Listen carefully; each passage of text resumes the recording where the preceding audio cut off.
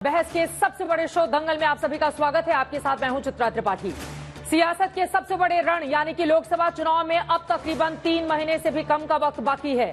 देश के तमाम विपक्षी दल इस चुनावी महाकुंभ में विजय का स्नान करने की तैयारी में जुट चुके हैं, लेकिन बीजेपी इसमें मीलों आगे दिखने की कोशिश में है। आज भारतीय जनता पार्टी का राष्ट्रीय अधिवेशन हुआ, जहां पर प्रधानमंत्री नरेंद्र मोदी ने समापन संबोधन में न सिर्फ बीजेपी की जीत का रोड मैप बताया, बल्कि सियासी ताव दिखाते हुए कांग्रेस पार्टी पर जबरदस्त हमला बोला। मोदी ने फिर से एनडीए 400 पार का नारा दोहराया और अपने 10 साल के हिसाब किताब का लेखा जोखा देश के सामने पेश किया। हालांकि राहुल गांधी भी अपनी न्याय यात्रा में हर रोज बीजेपी और मोदी सरकार पर देश में नफरत फैलाने का आरोप लगाकर वार कर रहे हैं। शिवसेना उद्धव गुट ने 200 से ज्यादा सीट जीतने की चुनौती दे दी है, लेकिन सवाल यह है कि क्या वाकई मोदी के 400 वाले दावे में दम दिखता है या फिर विपक्ष अपनी ताकत दिखाकर उन्हें अपने मिशन से डिरेल करने में कामयाब हो जाएगा। आज दंगल में बहस इन्हीं तमाम सवालों के इर्द गिर्द करने वाले हैं, लेकिन उसके पहले ये रिपोर्ट देखिए। दुनिया के विभिन्न देश भी बीजेपी की सरकार की वापसी को लेकर पूरी तरह आश्वस्त है। वो भी जानते हैं, दुनिया का हर देश जानता है, दुनिया की हर शक्ति जानती है, आएगा तो आज विपक्ष के नेता भी एनडीए सरकार 400 पार के नारे लगा रहे हैं।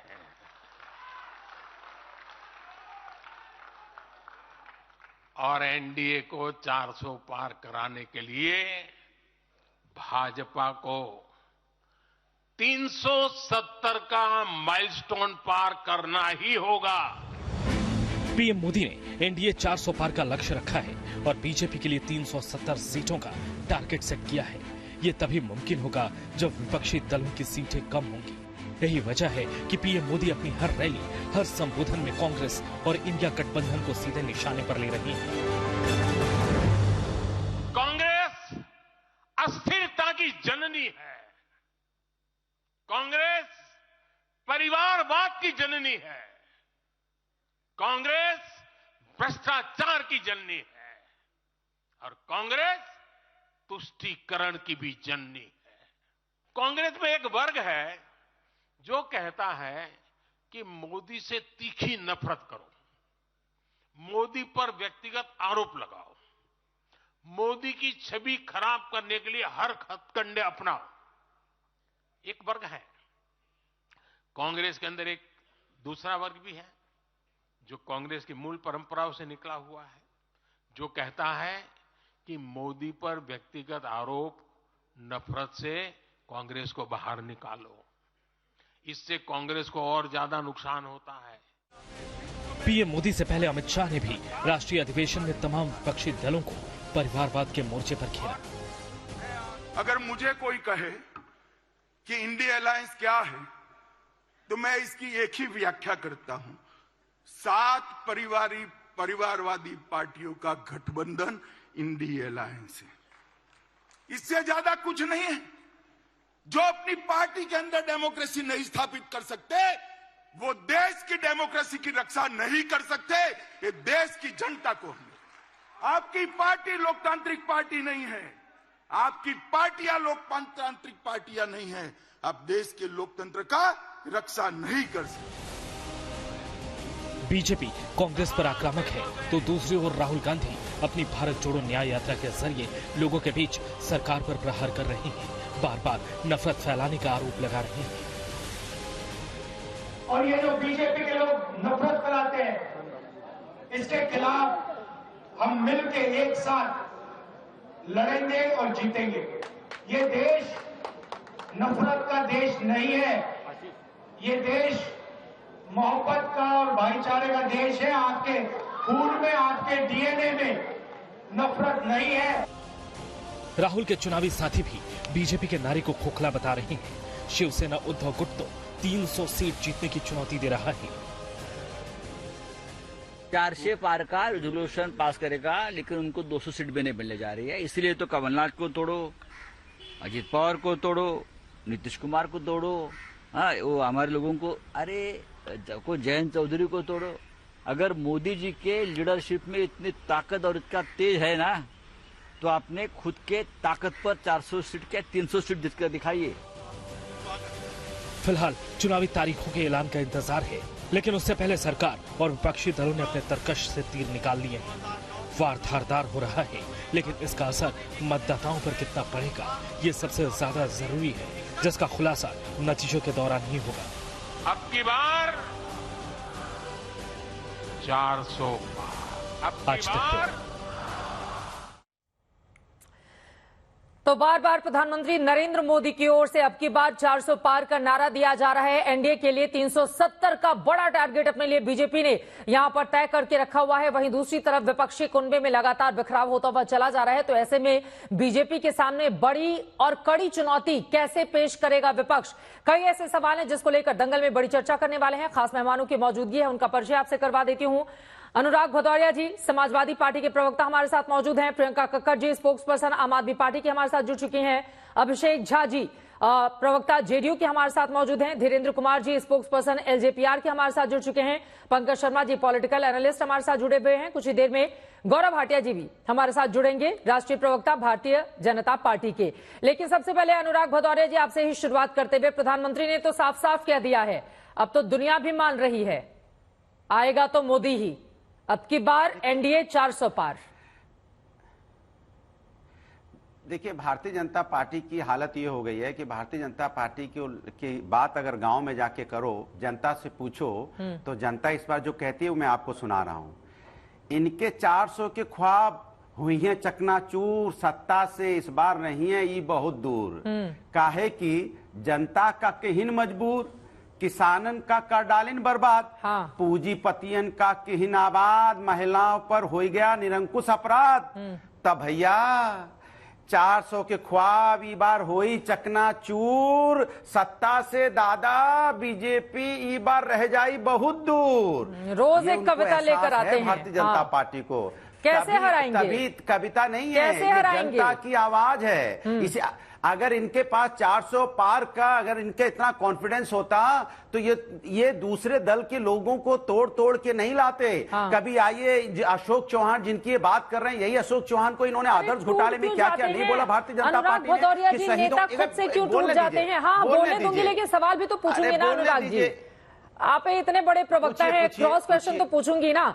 बीजेपी अगर तोड़फोड़ में लगी हुई है तो उधर आपके जो नेता हैं वो टूटने के लिए क्यों तैयार बैठे हुए हैं? इस सवाल का भी जवाब दीजिए, क्योंकि वो अपना बेहतर भविष्य तो बीजेपी में ही देख रहे हैं, जो इस पॉलिटिकल एनालिस्ट जो जानकारी दे रहे हैं। बोलने दीजिए। हाँ बोलिए।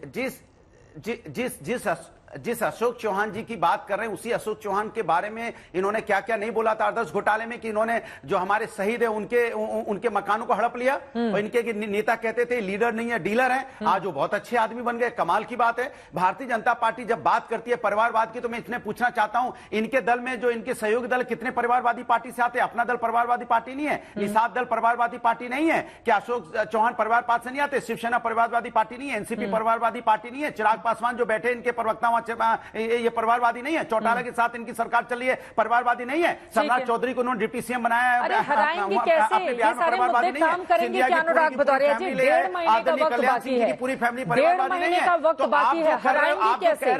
हराएंगे कैसे? हराएंगे कैसे? अरे जब बोलेंगे, मैं आप 30 सेकंड तो बोलने दीजिए, 30 सेकंड बोलने नहीं दोगे तो मैं कैसे हराऊंगा? अगर आप भी बीजेपी के साथ मिल जाओगे तो दिक्कत होगी ना। मेरी आवाज, विपक्ष की आवाज दबा रहे हो आप। आप मुझे बोलने नहीं दे रहे हो। सबसे पहले आप ही से शुरुआत की है, सबसे पहले आप ही से शुरुआत की है और आप ही आरोप लगाने लगे कि मैं आपको बोलने नहीं दे रही हूं। 40 सेकंड तो मैं आपसे पूछ रही हूँ अनुराग भदौरिया जी, क्रॉस क्वेश्चन करना मेरा काम है अनुराग भदौरिया जी, और इसको हंसी मजाक में लेने की जरूरत नहीं है। 40 सेकंड बोलो, आप बिल्कुल बोलेगा। 10 सेकंड का मेरा सवाल सुन लीजिए। आपके 5 लोकसभा के सांसद थे, मौजूदा वक्त में सिर्फ 3 हैं। बीजेपी के पास इस वक्त 60 से ज्यादा हैं। हराएंगे कैसे, मैं ये सवाल पूछ रही हूँ।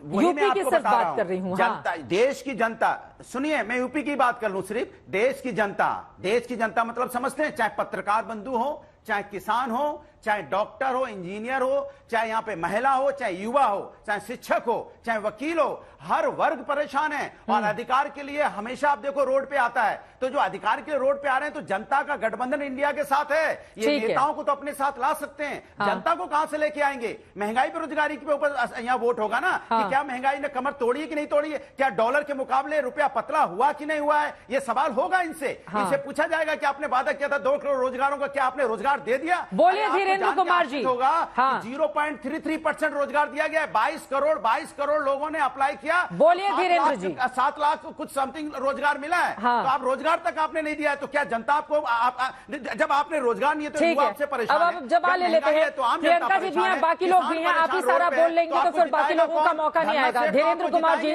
जवाब दीजिए। वो कह रहे हैं धन्ना सेठ तो जिताएंगे नहीं और तमाम दूसरे मुद्दों पर घेरा है आप लोगों को, कैसे करेगी एनडीए 400 पार? धीरेन्द्र जी। चित्रा जी थोड़ा ऑडियो मेरी आ रही है क्लियर? आपकी एकदम ऑडियो क्लियर है, बोलिए।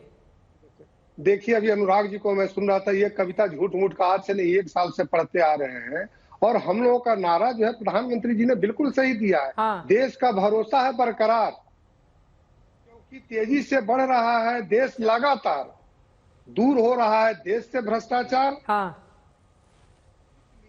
एनडीए अब की बार करेगा 400 पार। आगे सब नेता इसलिए नहीं करेगा चित्रा जी। हमारे पास देश को तीसरी आर्थिक शक्ति बनाने का रोड मैप है, हमारे पास नारी सशक्तिकरण का रोड मैप है, हमारे पास सामरिक शक्ति सशक्तिकरण का रोड मैप है, हमारे पास सांस्कृतिक विरासत के संरक्षण का रोड मैप है, समृद्धिकरण का रोड मैप है। उनके बीच में भी और आप भारत ही नहीं पूरे दुनिया को हमने उनको बोल लेने दीजिए, बाकी 4 लोग भी इंतजार कर रहे हैं। अनुराग जी कम से कम कुटुंबकम का रोड मैप बाकी लोगों को कर लेने दीजिए। वो इनसे पूछे रोड मैप गिना दें। हाँ रोड मैप गिनाइए धीरेन्द्र कुमार जी। अनुराग जी कहना है रोड मैप गिनाइए, ठीक है। रोजगार अनुराग जी हमारे पास देश को तीसरी आर्थिक शक्ति का बनाने का रोड मैप है, हमारे पास नारी सशक्तिकरण का रोड मैप है, हमारे पास सामरिक सशक्तिकरण का रोड मैप है, हमारे पास सांस्कृतिक विरासत का संरक्षण और समृद्धिकरण का रोड मैप है। भारत ही नहीं पूरी दुनिया को हमने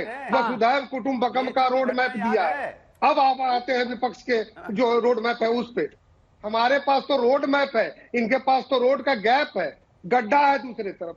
देशवासी तो देख रहे हैं ना चित्रा जी, एक तरफ रोड है हमारे पास, इनके पास तो गड्ढा करने वाले उसी रोड पे ये गड्ढे कर रहे हैं। ठीक है प्रियंका कक्कड़। इन लोगों का रोड मैप है ईडी से बचना, सीबीआई से बचना, आईटी से बचना। अब वो लोग तो कहते हैं ना कि चुन चुनकर विपक्षी नेताओं के पीछे ही भेजे जाते हैं। ठीक है, कमलनाथ को लेकर भी यही आरोप दिग्विजय सिंह की ओर से लगाए गए हैं कि ईडी, आईटी, सीबीआई के लोगों को पीछे धकेल दिया है उनके, और लेकिन डरेंगे नहीं कमलनाथ। चले मैं इस सवाल पर आऊंगी, लेकिन प्रियंका कक्कड़ जी, अब बीजेपी जिस आत्मविश्वास के साथ नरेंद्र मोदी के चेहरे को लेकर आगे बढ़ रही है, उसका क्या है काट विपक्षी इंडिया के पास? आप लोगों पर भी जमकर उनकी ओर से वार किया गया है प्रधानमंत्री नरेंद्र मोदी की ओर से। कैसे हराएंगे आप लोग बीजेपी को?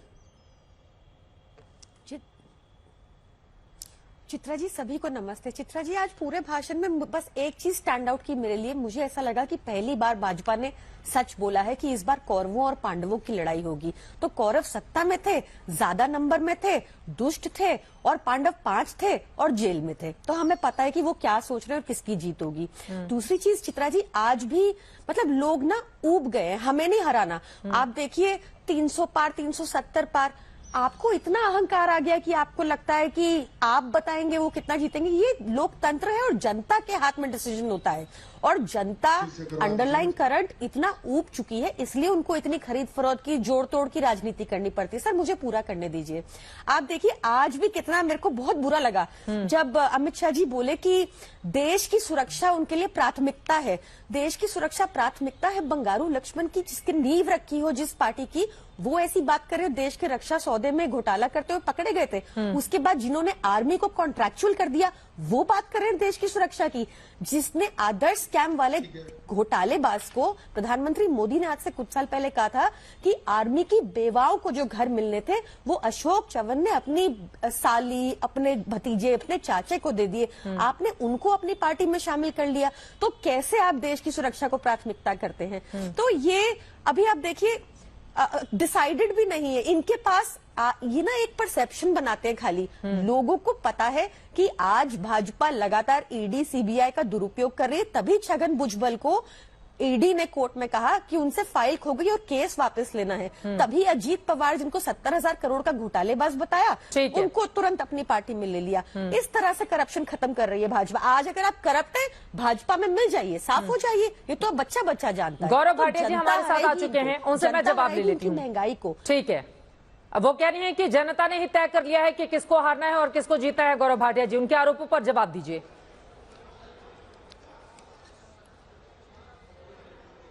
देखिए, आज भारतीय जनता पार्टी का राष्ट्रीय अधिवेशन था।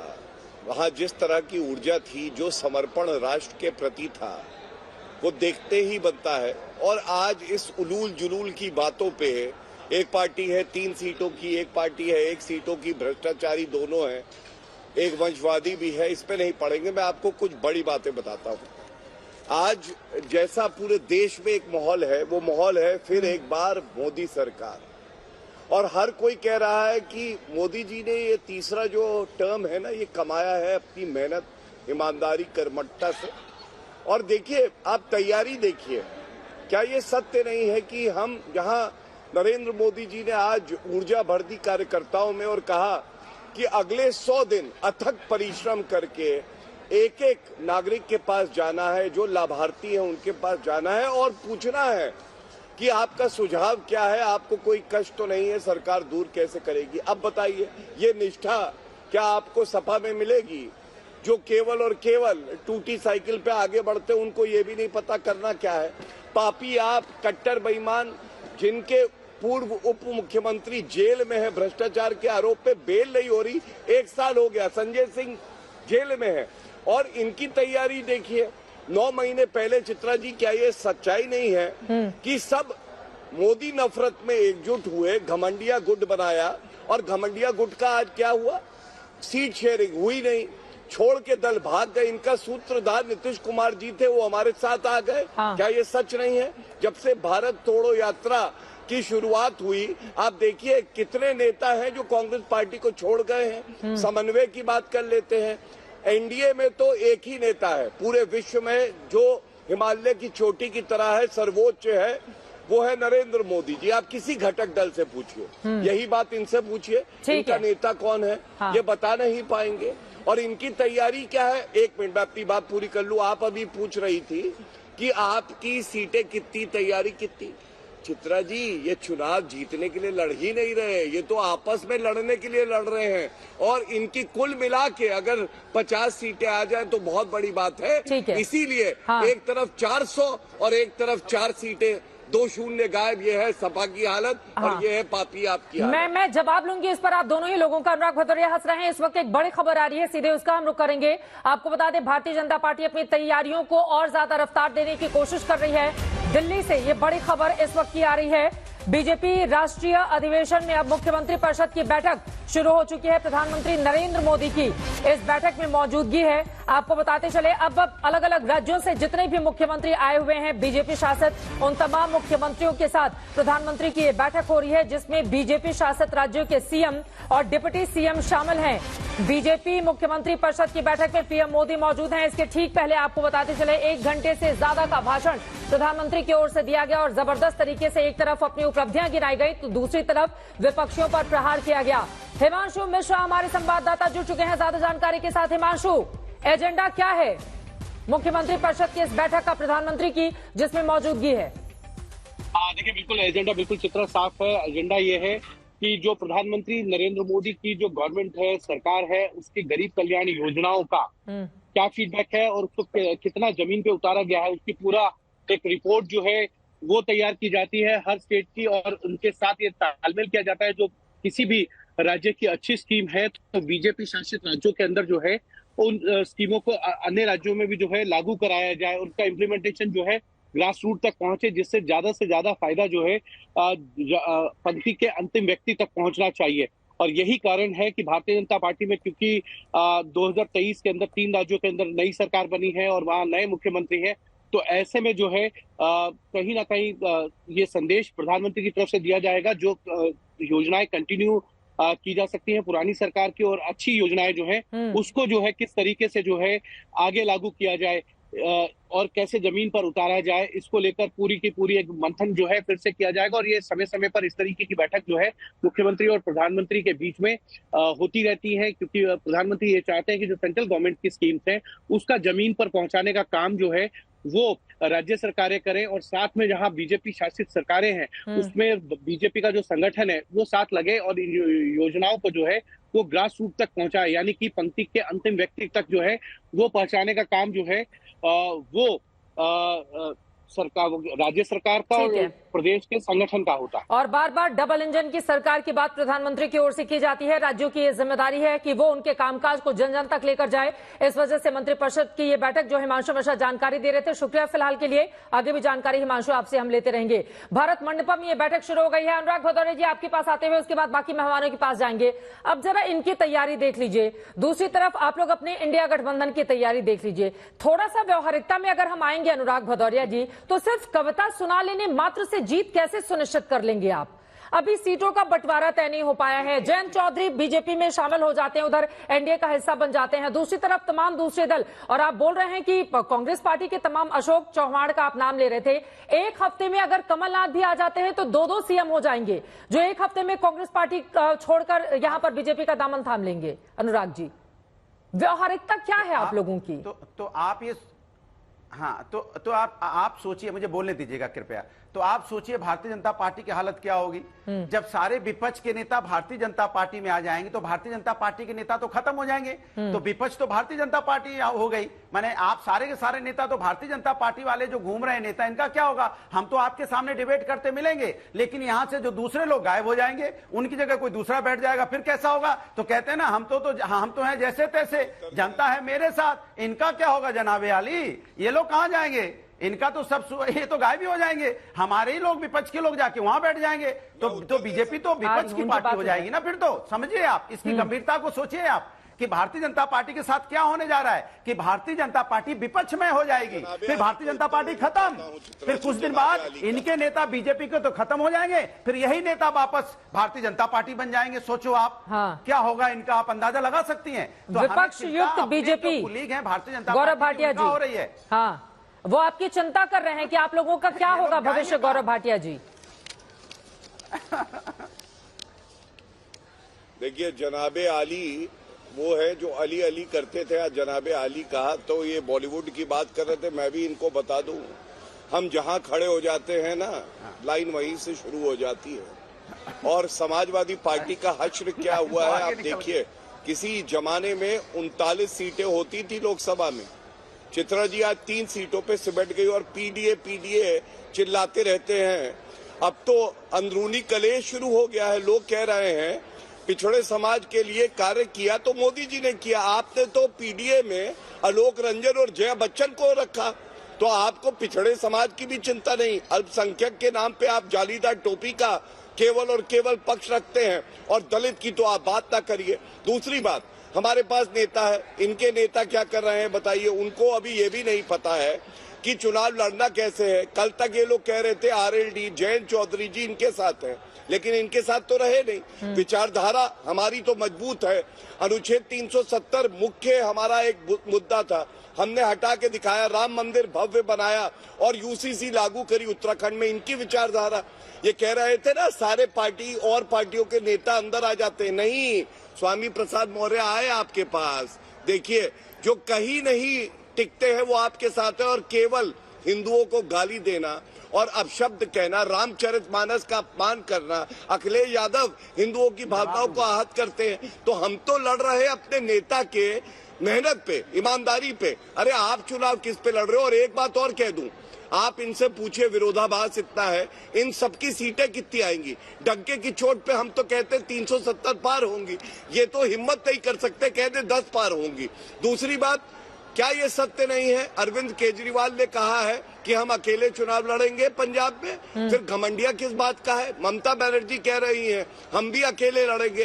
अरे ये सब आए हैं मोदी नफरत में, और जनता करती है इनसे नफरत, जनता करती है मोहब्बत और प्रेम नरेंद्र मोदी जी से और ऐसा आशीर्वाद देगी ये लोग आपको 1 साल तक आपके चैनल पर दिखाई नहीं देंगे। अनुराग जी, मैं आपके पास आऊंगी। हमारे साथ 2 और मेहमान आधे घंटे से जुड़े हुए हैं जेडीयू की ओर से। हमारे साथ अभिषेक झा हैं, पंकज शर्मा जी हमारे साथ पॉलिटिकल एनालिस्ट हैं। पंकज जी, आपके पास आते हुए, ये तो कॉन्फिडेंस दिखा रहा है ना बीजेपी का, जो दावा कर रहे हैं गौरव भाटिया जी कि हम तो दावा करके बता रहे हैं 370 बीजेपी और 400 पार एनडीए।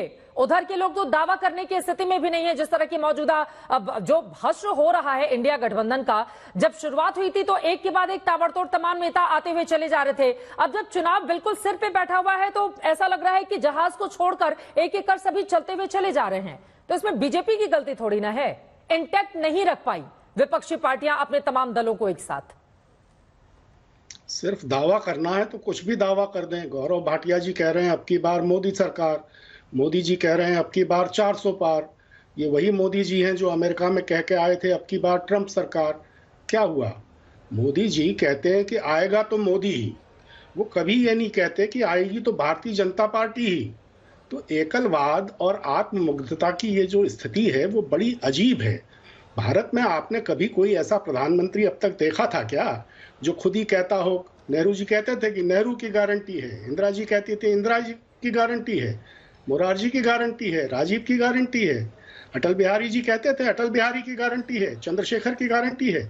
दूसरे देशों में भी आपने कहीं देखा कि कोई कहता हो कि लिंकन की गारंटी है? लिंकन खुद ऐसा कहते थे। बाइडन की गारंटी है, ट्रंप की गारंटी है, क्लिंटन की गारंटी है, ऋषि सुनक कहते हैं ऋषि सुनक की गारंटी है, बोरिस जॉनसन की गारंटी है, मार्गरेट थैचर की गारंटी है। अजीब बात है, ये कैसी विपदा पाल रखी है, कुर्बत की और दूरी की खुशबू मार रही है मुझको मेरी ही कस्तूरी की। इतना आत्ममुग्ध नहीं होना चाहिए। फिर आज प्रधानमंत्री जी ने एक बात कही, कहा कि निमंत्रण पत्र आए हैं जुलाई के लिए, अगस्त के लिए, सितंबर के लिए, दुनिया भी जान रही है कि मैं वापस आ रहा हूं।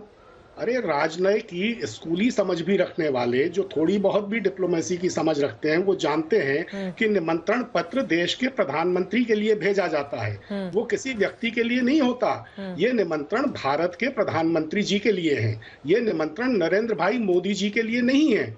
तो इस तरह की बातें करना और सारा फोकस अपनी तरफ करना, ये जो आदत है ये बड़ी अद्भुत है। गौरव भाटिया जी, मेरे पास तो पूरे आंकड़े हैं। मैं चित्रा जी के कार्यक्रम में पहले इसका जिक्र भी कर चुका हूं, कहें तो दूसरी बार रिपीट कर दूं। 370 सीटें आपकी आ ही नहीं सकती। किन राज्यों से आएंगी? मैं बहुत विस्तार से ये बात बता चुका हूं। एनडीए की 400 सीटें पार हो ही नहीं सकती। किन राज्यों से होगी? अरे बहुत से राज्य, 14 राज्य ऐसे सारी सीटें भारतीय जनता पार्टी के पास हैं। वहां गुंजाइश सिर्फ 14 राज्यों में 165 सीटें हैं और अभी 155 भारतीय जनता पार्टी के पास है। तो क्या होगा? 10 सीटें बढ़ जाएंगी ज्यादा से ज्यादा 14 राज्यों में। बाकी दक्षिण भारत में कहीं कोई गुंजाइश नहीं है। पूरे दक्षिण भारत में आपकी 4 सीटें हैं, 111 सीटों में से 4 सीटें हैं। बढ़ के कितनी हो जाएंगी? 8 हो जाएंगी, 10 हो जाएंगी, 12 हो जाएंगी। तो कहां से आपकी 370 सीटें आती हैं? भारत में इनकी 29 सीटें हैं। पंकज शर्मा जी, कांग्रेस के पास दक्षिण भारत में लोकसभा की 27 सीटें हैं। आप कैसे कह रहे हैं 4 ही सीटें हैं? 4 सीटें तो तेलंगाना में हैं, इनके पास 25 कर्नाटका की भी हैं। दक्षिण भारत ही तो है। हाँ, अभी है, अभी की बात कर रहे हैं। गौरव भाटिया 4 राज्यों में। हाँ। मैंने कहा दक्षिण भारत के 4 राज्यों में सिर्फ 4 सीटें हैं। एक कर्नाटक को छोड़ दीजिए आप। उन 4 राज्यों में जो सीटें हैं उनमें से कितनी सीटें बढ़ जाएंगी? तो ये बात भी सच है ना कि वहाँ पर क्षेत्रीय दल ज्यादा हावी हैं, लेकिन क्योंकि अगर आंध्र प्रदेश में देखेंगे, जगन मोहन रेड्डी की पार्टी ने 25 में से 22 सीटें जीती थी। कई ऐसे सवाल है। गौरव भाटिया जी बोले, उसके बाद अभिषेक झा जी मैं आ रही हूँ आपके पास। गौरव जी, इनके सवालों का जवाब दीजिए। वो कह रहे हैं कि आप कैसे दावा कर रहे हैं 370 का?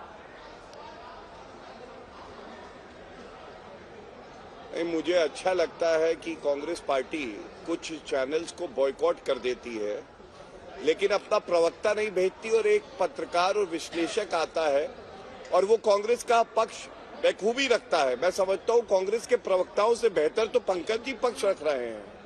मैं एक बात बताना चाहता हूँ, देखिए आपने 3 बार इनसे सवाल किया, भाजपा की सीटें 370 आएंगी, डंके की चोट पे कह रही है, आपकी कितनी आएंगी? इन्होंने कहा भाजपा की 370 नहीं आएंगी। इन्होंने ये नहीं बताया कांग्रेस की कितनी आएंगी और गमंडिया की कितनी आएंगी। उसकी वजह क्या है? ये वो चुनाव होगा जो ऐतिहासिक होगा। भाजपा 370 प्लस, एनडीए 400 प्लस, और कांग्रेस पार्टी हो सकता है सिंगल डिजिट पार्टी हो जाए, हो सकता है घमंडिया 50 के नीचे रह जाए। और ये इसलिए है, देखिए बदबू उनको आती है जो गटर के पास अपनी राजनीति करते हैं। पूरे भारत में आज इत्र की खुशबू है। मोदी जी की जो ईमानदारी है ना, उसकी खुशबू ये नाक बंद करके क्या पहचानेंगे। मैं इनको बताना चाहता हूँ, सीटें कहाँ बढ़ेंगी आपने पूछा ना। उत्तर प्रदेश में 80 में 80 सीटें आ रही हैं, 64 थी 16 सीटें बढ़ गई। पश्चिम बंगाल में 18 थी, इस बार हमें उम्मीद है कि हम 30 के आसपास आएंगे, 12 सीटें बढ़ी। और इसके साथ उड़ीसा में बढ़ेंगे, तेलंगाना में बढ़ेंगे, हम दक्षिण भारत में अपनी सीटें बढ़ाएंगे। और ये तब है जब हमारी राजस्थान, गुजरात, मध्य प्रदेश, उत्तर प्रदेश, बिहार, ये ऐसे प्रदेश है जहां करीब करीब 95 से 100% सीटें हमारी आई हैं। अनुराग जी हंस रहे हैं आपकी बातों पर। बड़ी बात नहीं है, 10 साल तक प्रधानमंत्री रहे हैं। हाँ। और 10 साल बाद उनके दामन पे कोई एक दाग नहीं लगा सकता है। हाँ। ये ईमानदारी की पराकाष्ठा है। और तीसरी बार पुनः प्रधानमंत्री बनेंगे। चर्चा का विषय ये है, ठीक है, चर्चा का विषय ये नहीं है कि एंटी इनकम्बेंसी है। अनुराग ये जी, बड़ी पंकज बात जी, मैं होती आ है, जाऊं आपके पास। ये होती है शख्सियत। प्रियंका कक्कड़ जी आपके पास, अभिषेक झा बहुत देर से हमारे साथ जुड़े हुए हैं, एक भी टिप्पणी उनकी नहीं हो पाई है। अभिषेक झा जी, अब 40 बिहार की सीटें हैं, 39 तो आप लोगों ने पिछले साल ही जीत ली थी। तो ये जो 400 पार का नारा दिया जा रहा है, वास्तव में क्या व्यवहारिक है? इस तरह की परिस्थिति बन जाएगी एनडीए के लिए? पहले तो बहुत आभार, धन्यवाद आपका चित्रा जी कि आपने मुझे बोलने का मौका दिया। मैं बहुत पेशेंटली सबकी बातों को सुनता, उम्मीद करता हूं कि शायद मुझे भी अपनी बात रखने का मौका इस मंच पे मिलेगा। देखिए, व्यवहारिकता तो जनता तय करती है। हमने वो भी दौर देखा है जब कांग्रेस पार्टी अपनी पीक पर थी। आज जो बहस हम कर रहे हैं वो किसी तथ्य पर आधारित नहीं है, एकदम पॉलिटिकल बहस है। दो इंपॉर्टेंट मुद्दे हैं जिनकी हम चर्चा करें। पहला मुद्दा ये होता है कि भारतीय जनता पार्टी की तरफ से दावा किया जा रहा है अभी एनडीए को लेकर कि हम 400 सीटें पार करें। और दूसरी बात, इस बात पर चर्चा हो रही है कि लगातार विपक्ष के नेता शामिल हैं। चित्रा जी, एक बात बताइए, लोकतंत्र में या सार्वजनिक सामाजिक जीवन में कोई किसी को बंदूक की नोक पर शामिल करवाता है अपने गठबंधन में, अपने दल में? नहीं। लोग अपने स्वविवेक के हिसाब से और अपनी नीति नियत के हिसाब से फैसला करते हैं। फैसला करने के बाद किसी दल को छोड़ते हैं, किसी गठबंधन को छोड़ते हैं। ये विश्लेषण तो करना चाहिए इंडिया अलायंस वाले लोगों को कि ऐसा क्या है कि एक एक कर लोग उनको छोड़ते चले जा रहे हैं। कांग्रेस पार्टी को विश्लेषण करना चाहिए कि ऐसा क्या है कि उनके पुराने कद्दावर नेता उनको छोड़ते चले जा रहे हैं और भारतीय जनता पार्टी में शामिल हो रहे हैं, एनडीए के कुनबे में शामिल हो रहे हैं। इस बात करना आत्मचिंतन इनके यहाँ होता है। इनके यहाँ बस एक ही बात होती है, मैं बताता हूँ। इनके यहाँ बात यह होती है कि इनके साथ है तो एकदम अच्छे हैं, बहुत सकारात्मक सोच वाले हैं, और अगर चले जाते हैं तो जाने तो क्या फर्क पड़ जाता है, हमारा कुनबा इतना बड़ा। ऐसे ही करते करते स्थिति यह हो चुकी है कि विपक्ष के नेता की कुर्सी भी नसीब नहीं हो। दूसरा पहलू कि 400 का अगर दावा हो रहा है तो आप भी करिए ना। ये तो वही बात हो गई ना कि आपने देखा होगा कई बार महिलाएं एक दूसरे को देखकर जलती हैं कि भाई उनके यहाँ इतना बड़ा फंक्शन हुआ तो चलो भाई कंपैरिजन में कुछ कह देना कि हमारे यहाँ इतना बड़ा होगा। अरे भाई, भारतीय जनता पार्टी ने अगर अपना आंतरिक कोई कार्यक्रम किया है, अधिवेशन किया, ठीक है, उनका मसला है, उन्होंने दावा किया है। आप ये दावा करते कि कितने लोग आपके साथ शामिल हो सकते हैं, आपने ये दावा कभी नहीं किया। आपने क्या किया कि आप आंकड़े बताने में लग गए कि भाई 400 सीटें नहीं आ सकती हैं। आप तय करिएगा कि जनता का मन और मिजाज तय करेगा किन प्रदेशों में कहां गठबंधन का स्वरूप होगा और कितनी सीटें आएंगी, यह तो जनता मालिक तय करेंगे। और मैं आपको विश्वास दिलाता हूं कि इस बार जो इनकी नीति है, इनकी नीयत और जो स्ट्रैटेजी से ये लोग चल रहे हैं, कहीं के नहीं रहने वाले। बिहार से तो सुपड़ा साफी है, नीतीश कुमार जी ने कई बार समझाया भी था लेकिन समझ नहीं पाए। अब तो बिहार में भाई 40 में से आप 39 कह रही हैं। हमें पूर्ण विश्वास है कि हमारा कुनबा और बड़ा बना है। ठीक है, पिछली बार से भी बड़ा है, 40 में 40 सीटें हैं। हाँ, एक बड़ी खबर आ रही है, उसके बाद अनुराग जी आप इसका जवाब दीजिएगा। बड़ी खबर ये आ रही है, बीजेपी के मौजूदा अध्यक्ष जेपी नड्डा का कार्यकाल बढ़ा दिया गया है। बड़ी जानकारी, बड़ी खबर आपको बता दें, ये फैसला इसलिए लिया गया है ताकि लोकसभा चुनावों में बीजेपी ये जो बड़ा लक्ष्य लेकर चल रही है उसमें अब किसी भी तरह का कोई गतिरोध नहीं है और जिसके ऊपर जिम्मेदारी है वो सभी अपनी जिम्मेदारियों का निर्वहन करें। जेपी नड्डा को लेकर बीजेपी ने फैसला किया है, जून 2024 तक जेपी नड्डा ही बीजेपी के अध्यक्ष बने रहेंगे। बीजेपी राष्ट्रीय परिषद ने इस फैसले पर अपनी मुहर लगा दी है और सभी बड़े फैसले लेने का अधिकार जेपी नड्डा को मिला है। जून 2024 तक जेपी नड्डा अध्यक्ष बने रहेंगे। आपको बता दें 11वें अध्यक्ष के तौर पर 2020 में उनकी ओर से जिम्मेदारी संभाली गई थी और अब 2024 की पॉलिटिक्स के मद्देनजर उनके कार्यकाल को और ज्यादा बढ़ा दिया गया है। ये तो बात हुई बीजेपी की बिना किंतु परंतु किए समाजवादी पार्टी के पास सीधे चलते हुए। अब आप अपनी सीट बताएंगे अनुराग भदौरिया जी। ये लोग तो अपने दावे गिना रहे हैं कि क्यों आने वाली है बीजेपी। हाँ बोलिए बोलिए। 30 सेकेंड दीजिए कि जनता इनको क्यों वोट नहीं देगी, क्योंकि जनता इंतजार कर रही है। जब ये वोट मांगने जाएंगे तो जनता इनसे पूछेगी कि आपने कहा था किसान की इनकम दुगुनी करने को, क्या हो गया? क्या काला धन वापस लाने की बात की थी, वापस आ गया क्या? गंगा मैया साफ हो गई? 100 स्मार्ट सिटी बनाने की बात हुई थी, हो गया क्या? डॉलर मजबूत, हमारा रुपया मजबूत होने वाला था, हो गया क्या? क्या हर साल 2 करोड़ रोजगार मिल गया? महिलाओं में अपराध खत्म हो गया? गड्ढा मुक्त सरकारें हो गई? महंगाई कम हो गई? बेरोजगारी दूर हो गई? या आपने विकास की राजनीति में जो आपने बोला था भ्रष्टाचार खत्म होगा देश के अंदर, क्या भ्रष्टाचार खत्म हो गया? आतंकवाद आपने बोला था नोटबंदी के बाद एकदम खत्म हो जाएगा, खत्म हो गया क्या? चोरी डकैती बंद हो गई क्या? प्रतिदिन किसान की आय जो बढ़नी थी बढ़ गई क्या? तो सवाल यह होगा कि गांव का विकास हुआ क्या? आपसे ये सवाल जनता सीधा सीधा पूछेगी। यूथ पूछेगा कि आपने मुझे वादा किया था रोजगार के लिए, क्या जवाब देंगे आप? महिलाओं के सम्मान की बात कर रहे थे, क्या जवाब देंगे जब आपसे पूछेगा कि पहलवान महिलाओं का सम्मान आप नहीं बचा पाए? क्या जवाब देंगे आपसे जब मणिपुर की बेटियों की आप इज्जत नहीं बचा पाए? क्या जवाब देंगे जब आपसे पूछा जाएगा बीएचयू की बेटियों के साथ अन्याय हुआ तो आप क्या कर रहे थे? तो आपके पास जवाब नहीं होगा।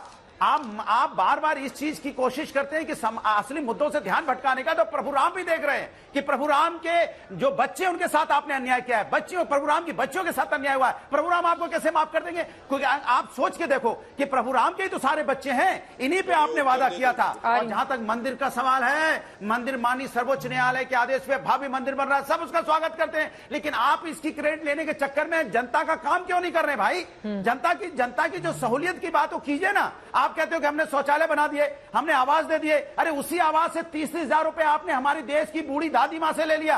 1,30,000 का आवास देते हैं, बूढ़ी दादी मां से 30,000 रुपए घूस ले लिए गए। ये जवाब जब आप पूछेगी जनता तो क्या जवाब दोगे आप? तो सवाल ही उठता है कि आपका जवाब नहीं होगा देने के लिए कि आपने भ्रष्टाचार कम नहीं किया है। सोचो आप, जब हमें भी इसमें सोच के कैसा लगता है कि बूढ़ी मां से आप पैसा ले लेते हो और फिर कहते हो हमने नल जल भेजा। कितने लोगों को भिजवा दिया आपने? पेपर में आपके जो पेपर है ना, पेपर में तो आप बहुत अच्छा कर लेते हो। जरा गांव में देखे जाके, शौचालय है तो दीवार नहीं है, दीवार है तो पानी नहीं है, पानी है तो उसमें बैठने की जगह नहीं है। कभी जाके देखो तो सही। खाली दिल्ली से बैठे बैठे और ये माहौल बना देना, ये मार्केटिंग एडवर्टाइज करना, ये देश की जनता सब समझ रही है। प्रियंका कक्कड़ जी, मैं आ रही हूँ आपके पास। गौरव भाटिया जी, इनके सवालों पर जवाब दीजिए पहले आप। ठीक है, ओके, उत्तर दे दूं? हाँ बोलिए गौरव भाटिया बात का। देखिए ऐसा है, मोदी जी ने जो भी किया इनको कम इसलिए लगेगा, ये वो यादव परिवार है जो आज तक यादव परिवार के बाहर का अध्यक्ष नहीं दे पाया और पीडीए और पिछड़े समाज की बात करता है। ये वो समाजवादी पार्टी की बीच में नहीं अनुराग भदौरिया जी, बीच में नहीं प्लीज, बीच में नहीं बच्ची के साथ नहीं, ये व्यक्तिगत पे आपसे मैं पूछ रहा हूँ, जनता की बात करो, देश की जनता की बात। अनुराग जी, अच्छा लगेगा अगर आपके बोलने के बीच में सब लोग बोलेंगे प्लीज। चित्रा जी, ये गलत बात। देखिए चित्रा जी, उत्तर प्रदेश के चुनाव हुए 2017 और 2022, दोनों चुनाव कौन जीता? योगी आदित्यनाथ जी पुनः मुख्यमंत्री बने। फर्क आपको मैं बताता हूं, ये जनता के विवेक पे सवाल उठाते हैं। अखिलेश यादव को कुर्सी पे बैठाया किसने? मुलायम सिंह यादव जी ने, लेकिन वो कार्य नहीं कर पाए, विश्वास नहीं बना पाए जनता के, तो 2017 में वो चुनाव हार गए। लेकिन योगी आदित्यनाथ जी जब मुख्यमंत्री बने, उन्होंने मेहनत, ईमानदारी, कर्मठता और कर्तव्य परायणता जी जान लगा के उत्तर प्रदेश का विकास किया, पुनः मुख्यमंत्री बने। ये फर्क है। और क्या ये आज नहीं पूछा जाएगा कि आप हमें बताइए कि यादव परिवार के बाहर का आप अध्यक्ष पार्टी का बना नहीं पाते? आज ये बात आदरणीय प्रधानमंत्री जी ने भी कही, परिवारवाद वो दीमक है जिसको हम जड़ से उखाड़ देंगे, जो योग्य होगा, जिसकी निष्ठा होगी भारत के संविधान में और भारत की प्रगति में, वही आगे बढ़ेगा। और यही इनसे देखा नहीं जाता। ये वो लोग हैं जो चांदी का चम्मच लेके पैदा हुए हैं और कोई मेहनत करके आगे बढ़ रहा है, इनसे देखा नहीं जाता। जैसे राहुल गांधी, वैसे अखिलेश यादव, वैसे ही और वंशवादी पार्टियां। और एक बात पे और कहूं, नरेंद्र मोदी जी ने एक बात और कही, हमें विकसित भारत 2047 तक करना है। ये वो सपना है कि सपने देखने का हुनर है तो मेहनत करके उसको चरितार्थ करने की भी हिम्मत है। इनकी तरह नहीं सपने देखते हैं ये, लेकिन पूरे करते हैं नरेंद्र मोदी जी। ये फर्क जो है वो साफ है। 2 लाइन में अनुराग जी अपनी बात खत्म कीजिए, उसके बाद प्रियंका कक्कड़ जी मैं फौरन आपके पास आ रही हूं। इनके पास कोई उत्तर नहीं है हमारी बातों। अनुराग जी सिर्फ 2 लाइन में जल्दी से। देखिए चित्रा जी पूरा देश आपके चैनल को देख रहा है। मैं इतना ही बोलूंगा, सूप बोले तो बोले, छलनी बोले जिसमें 72 छेद। पूरे आपने दलों को, परिवारवादी पार्टियों को अपने साथ सत्ता की मलाई लेने अखिलेश यादव के लिए ऐसा मत बोलिए, देश की उनको छलनी बुला रहे हैं। परिवारवादी पार्टी की बात करते हैं, भारतीय जनता पार्टी। मैं आपत्ति दर्ज करूंगा। अखिलेश यादव को छलनी बुलाया इन्होंने 72 छेद वाली, जिसका खाते हो उसी के खिलाफ जाते हो। कौन जनता के साथ छलावा कर रहा है, इसी ने चुनाई थी मुझे लग रहा है। जनता की बात न करके टोटी चोर यही बैठा है। इसकी भारतीय जनता पार्टी की असलियत कि आप, मैं पूछ रहा हूँ कि आपने क्या क्या बताइए। प्रियंका कक्कड़ जी जल्दी से क्लोजिंग कमेंट। अब आप लोगों ने भी पंजाब में एकला चलो की रणनीति अपना ली है, दिल्ली को लेकर कोई फैसला हो नहीं पाया है, कैसे हराएंगे, यही तो सवाल है ना प्रियंका कक्कड़ जी। देखिए जनता के विवेक पर सवाल है चित्रा जी, लगातार भाजपा उठाती है। क्या जनता ने देखा नहीं कि मेयर के चुनाव चंडीगढ़ के कैसे जीते भाजपा? उनको जनता हराना चाहती है। आज भाजपा में सारे लोग मार्गदर्शक मंडल में जा चुके हैं, इसलिए भाजपा को नए लोगों की जरूरत पड़ रही है। लगभग 180 लोग तो दूसरी पार्टियों से तोड़ फोड़ के लाए गए हैं, क्योंकि भाजपा खाली हो गई थी। इनके सारे अलायंस पार्टनर, आप याद कीजिए क्या क्या बोला था। अकाली दल बोलता मैं नहीं मानता बड़ा भाई, बहुत इंसल्ट करके भाजपा को छोड़ा, क्योंकि इनकी यूज एंड थ्रो पॉलिसी रहती है। तो ये परसेप्शन बनाने का गेम है। मैं आपको बता रही हूँ कि जनता ऊब चुकी है। जहां तक सीट शेयरिंग की बात गौरव भाटिया ने की, तो इनसे पूछ लीजिए एनसीपी में शिंदे गुट को कितना दे रहे हैं, अजीत पवार गुट को कितना दे रहे हैं, अशोक चौहान को कितना दे रहे हैं। इनसे पूछ लीजिए उत्तर प्रदेश में आपके जो अलायंस पार्टनर है उनको कितनी सीट मिलेगी। चले ठीक है, सीट शेयरिंग का फॉर्मूला एनडीए और इंडिया गठबंधन का किस तरह का रहता है, ये बड़ा सवाल बना हुआ है। लेकिन परसेप्शन की लड़ाई में आक्रामक तरीके से बीजेपी आगे बढ़ने की कोशिश में है। और 2 दिनों तक ये जो कार्यक्रम हुआ है, जिसकी तस्वीरें इस वक्त टीवी स्क्रीन पर आप देख रहे हैं, बीजेपी के तमाम नेताओं ने हुंकार भरी है एक बार फिर से मोदी सरकार। अब क्या तीसरे टर्म में हैट्रिक लगाने की जो बात कही जा रही है बीजेपी की ओर से, उसमें मिलेगी कामयाबी, या फिर विपक्षी इंडिया जो अपना दम दिखा रहा है वो ज्यादा काम कर जाएगा? इस खबर पर लगातार रहेगी आज तक की नजर। इसी के साथ दंगल में अभी के लिए बस इतना ही। देश और दुनिया की तमाम खबरों के लिए आप देखते रहिए आज तक।